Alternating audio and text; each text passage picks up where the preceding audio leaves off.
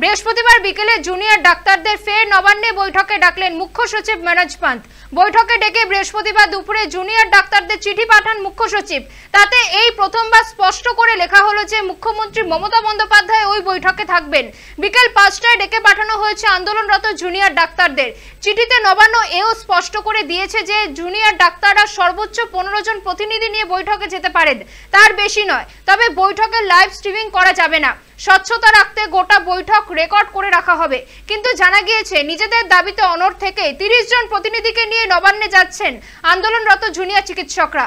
আগেও নবান্নের তরফে সাফ জানানো হয়েছিল খোলা মনে সরকার আলোচনার জন্য প্রস্তুত। গরিব মানুষের কথা মাথায় রেখে জুনিয়র ডাক্তারদের দ্রুত কাজে ফেরার আবেদনও জানানো হয়েছে।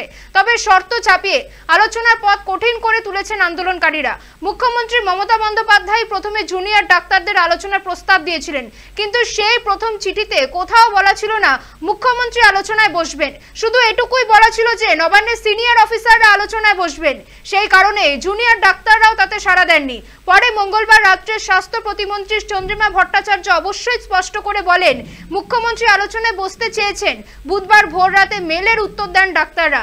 জুনিয়র ডাক্তারদের সেই ইমেলে তারা জানিয়েছিলেন তাদের অন্তত 30 জন প্রতিনিধিকে নিয়ে আলোচনায় ডাকতে হবে এবং যে আলোচনা হবে তার লাইভ টেলিকাস্ট করতে হবে, যাতে গোটা বাংলার মানুষ তা জানতে পারেন। এরপর বুধবার 3:30 নাগাদ মেল করে সন্ধ্যে 6টায় তাদের নবান্ন ডাকেন মুখ্য সচিব। তবে সেই চিঠিতে লেখা ছিল না যে মুখ্যমন্ত্রী ওই বৈঠকে থাকবেন। তাছাড়াও মনোজ পান্ত জানান ডাক্তারদের মধ্যে থেকে যেন 12 থেকে 15 জন বৈঠকে যোগ দিতে আসেন। লাইভ স্ট্রিমিং এর কথা কোথাও লেখা ছিল না তাতে।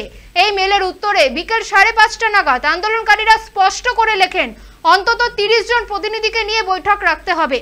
সব পক্ষের মধ্যে স্বচ্ছতা রক্ষা করার কারণে এই বৈঠকের লাইভ টেলিকাস্ট করতে হবে। আন্দোলনকারীদের যে 5 দফা দাবি রয়েছে তার উপরেই মিটিংয়ের আলোচনা করতে হবে। মাননীয় মুখ্যমন্ত্রীকে এই বৈঠকে উপস্থিত থাকতেই হবে। জুনিয়র ডাক্তারদের দাবি দেওয়ার মধ্যে অবশ্যই প্রথম শর্ত হলো নির্যাতিতা তথা মৃত চিকিৎসক পড়ুয়ার ধর্ষণ ও খুনের ঘটনা দ্রুত বিচার করতে হবে। দোষীদের গ্রেফতার করে কঠোর শাস্তি দিতে হবে। তাছাড়া সন্দীপ ঘোষকে সাসপেন্ড করে তদন্ত করতে হবে। তথ্য লোপাটের জন্য যারা দায়ী তাদের বিরুদ্ধে তদন্ত করতে হবে এবং শাস্তিমূলক ব্যবস্থা নিতে হবে। এই প্রসঙ্গে তারা স্বাস্থ্য সচিব, ডিএমই, হেলথ সার্ভিসেস ডিরেক্টরের ইস্তফা দাবি করেছেন।